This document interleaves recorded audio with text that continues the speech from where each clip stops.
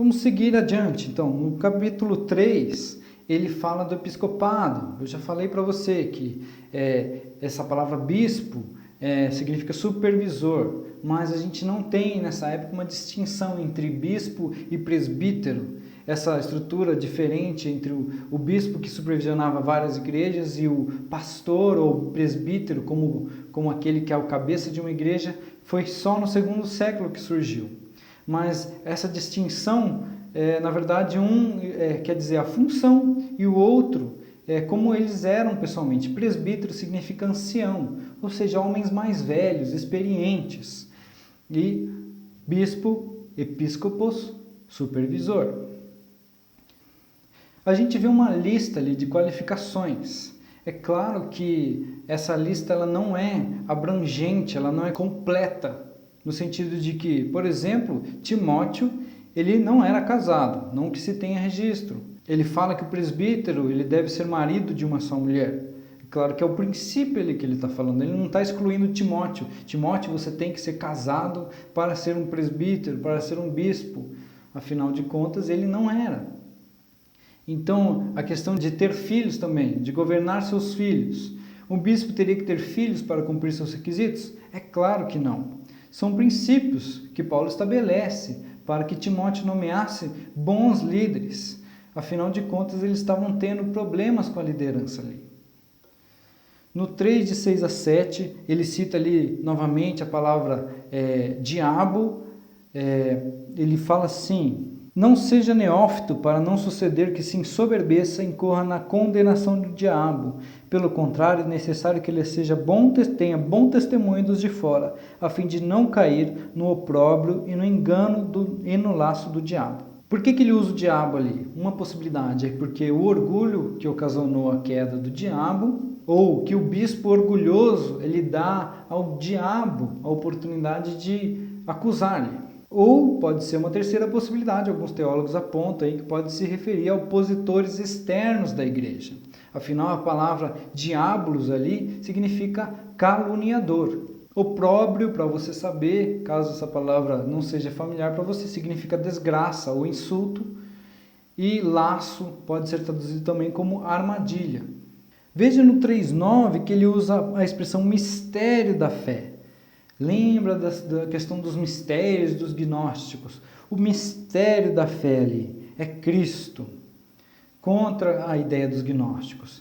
Uma consciência limpa, ele aponta no 9 também. Ou seja, pureza moral. Compare isso com 1,19, que diz: mantendo fé e boa consciência, porquanto alguns, tendo rejeitado a boa consciência, vieram naufragar na fé.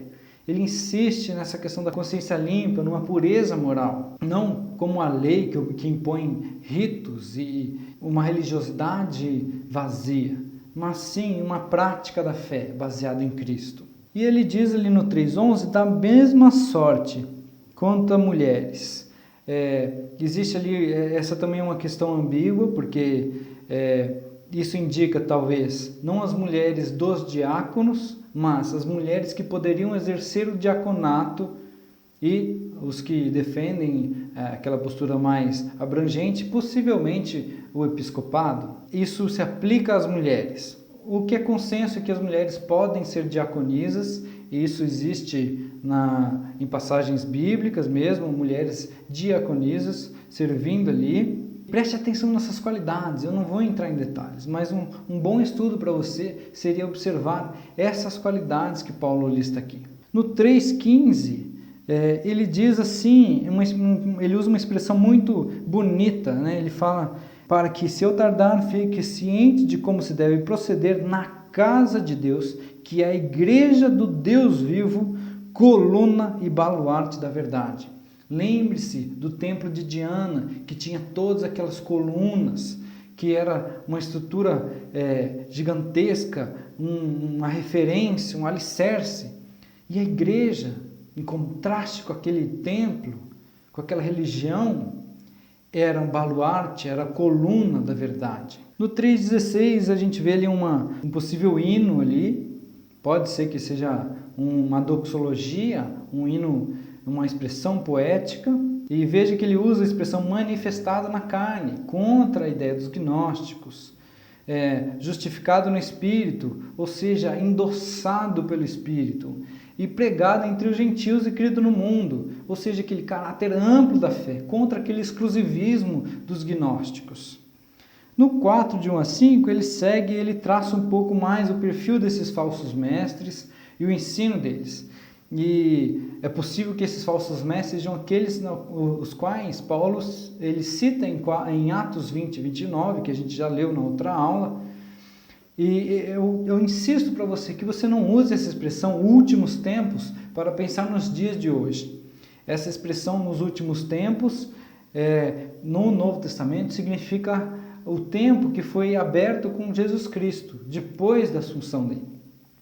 Ou seja, desde Cristo ser assunto aos céus, nós vivemos nos últimos tempos. Então Paulo não estava dizendo, porque no futuro virão pessoas assim, assim, assado. Não, ele estava falando, depois da assunção de Cristo, o Espírito já tinha testado que pessoas assim viriam, com essas más qualidades, com consciência cauterizada e por afim, essas outras qualidades que ele lista ali, qualidades que não são boas, é claro.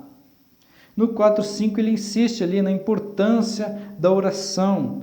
Veja que eles estavam insistindo em alguma questão de alimentos que não eram purificados, que não eram santificados, e Paulo ele passa a régua, ele olha, não existe nada que pela oração, pelo poder de Deus, não seja santificado. Paulo ele usa ali no 4:7 a expressão exercita-te pessoalmente na piedade. Ou seja, eram exercícios espirituais que exigem disciplina e treinamento, em contraste com aquela disciplina ascética dos gnósticos, dos judaizantes, que seguiam regrinhas de alimentação, de práticas. Não, o exercício espiritual é o exercício da piedade, ou seja, da santidade, da adoração a Deus. Ela é prática, ela é vivida no dia a dia, ela é aplicada quando nós amamos ao próximo. E essa passagem ela coloca Timóteo como um exemplo a ser seguido pela igreja. Veja como Paulo estima Timóteo e ele valoriza o papel dele.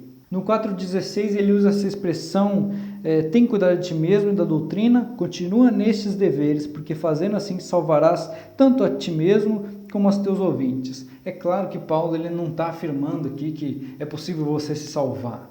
Nós vemos expressões parecidas em Filipenses 2:12, em 1 Pedro 1:10. Filipenses ele diz assim, desenvolvei a vossa salvação com temor e tremor. E 1 Pedro diz assim, por isso, irmãos, procurai com diligência, cada vez maior, confirmar a vossa vocação e eleição, porquanto procedendo assim não tropeçareis em tempo algum.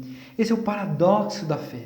Enquanto é Cristo somente quem salva, nós devemos viver desenvolvendo a salvação. É a questão de Tiago, mostre-me a sua fé sem obras. E enquanto eu, com as minhas obras, eu demonstro ela.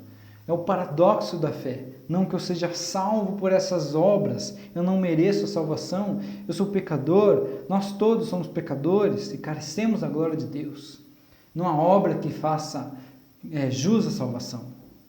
Mas nós devemos agir e viver de uma forma como se nós pudéssemos, como Paulo fala aqui, tentar salvar a nós mesmos, é a confirmação da nossa fé, não é mesmo?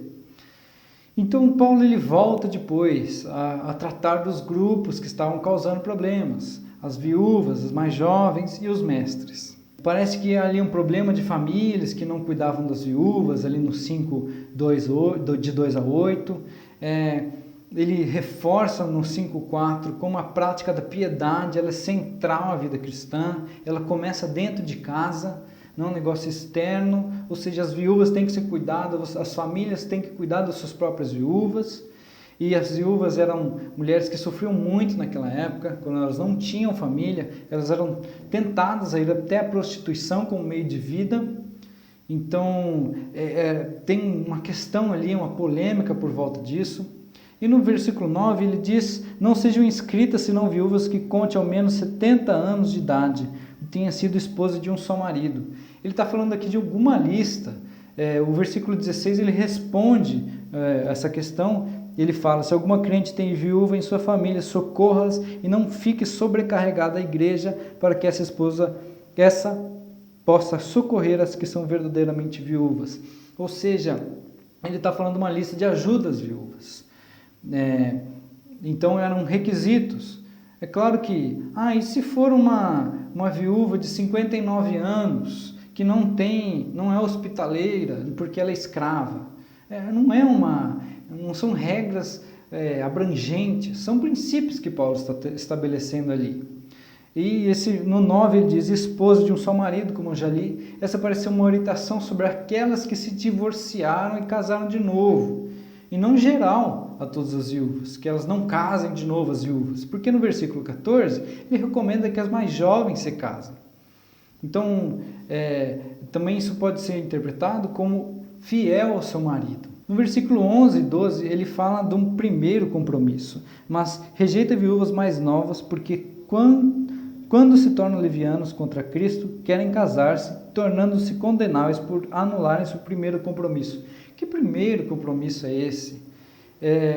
Esse é um termo, compromisso aí, ele é comum, atribuído à fé, pistes, né? Em outras traduções diz assim: anularem sua primeira fé. E essa parece uma preocupação específica de Paulo, porque no versículo 14 ele encoraja o segundo casamento para as viúvas. Então a questão é que essas viúvas estavam sendo sustentadas pela igreja e fizeram um compromisso, um voto de permanecerem viúvas e recasar, incorrer em anular esse compromisso. Ou pode ser que essas eram tentadas por seus desejos de se casarem e se casarem com pagãos, fazendo abandonar a fé. Então o foco da condenação de Paulo aqui não é no desejo dessas casarem novamente, é claro que não, pois o 14 ele recomenda isso. O foco está no rompimento desse voto, que possivelmente era um voto para entrar nessa lista. Por fim, adiantando um pouco mais o texto, no 5:20 ele fala: quanto aos que vivem no pecado, repreende-os na presença de todos, para que também os demais temam. Veja onde essa recomendação está alocada. Paulo ele começa a falar ali dos presbíteros no 17. Novamente ele volta a falar dos presbíteros. Lembra da estrutura da carta que eu te falei? Da forma como essa estrutura funciona? Então, ele volta novamente a falar dos presbíteros. Então, ele está falando ali que os presbíteros que vivem no pecado, eles devem ser repreendidos na presença de todos. E não que todos devem ser expostos aos seus pecados, todas as pessoas devem ser expostas na frente de todas. No 5:22 ele continua falando dos presbíteros. Essa questão de não impor as mãos, ele quer dizer que o Timóteo não deve nomear ninguém para ser líder precipitadamente. Em Atos, é comum essa atitude de impor as mãos sobre pessoas que estavam nomeando, enviando. Paulo, ele recebe essa nomeação como missionário enviado ali pela igreja de Antioquia, e eles impõem as mãos sobre eles, e há outras ocasiões em que isso acontece. Então essa questão de impor as mãos é mais por Timóteo não saia nomeando qualquer pessoa. No 6:9, por fim, Paulo fala das riquezas. E é interessante a gente destacar que ele não está condenando os ricos. Muitas vezes a gente pensa, o amor ao dinheiro é a raiz de todos os males. Sim, o amor ao dinheiro, não o dinheiro. Então ele não está condenando as riquezas. Afinal, no versículo 17, ele orienta os ricos, que eles devem ser piedosos, eles devem ser generosos, eles devem ser cheios de ricos em boas obras. Então, no reino de Deus, até os ricos, eles têm o seu lugar. No 6:15, por fim, ele coloca Jesus acima de qualquer autoridade. Veja a expressão que ele usa ali. Ele fala assim: o Senhor Jesus Cristo, qual em suas épocas determinadas há de ser revelada pelo bendito e único, soberano, o Rei dos Reis, o Senhor dos Senhores, o único que possui imortalidade, que habita em luz inacessível, a quem homem algum jamais viu, nem é capaz de ver. A ele a honra e poder eterno. Amém. Veja como Paulo coloca Jesus acima de todas as autoridades, imperadores, Diana, veja esse contraste da luz. Diana também, ela trazia os lumiares da noite, lembra o que eu falei no histórico? E Cristo, ele é tão acima dela que ele habita em luz inacessível. Então veja esse contraste que Paulo estabelece. Bem, eu peço desculpas pela aula longa, eu espero que você tenha sido edificado com essa aula, com o que você tem aprendido de 1 Timóteo, e eu espero que o Senhor fale ao seu coração, que você se sinta desafiado a combater o bom combate, como Timóteo foi desafiado por Paulo. Então nos vemos em 2 Timóteo, que é uma carta um pouco mais curta. Deus te abençoe.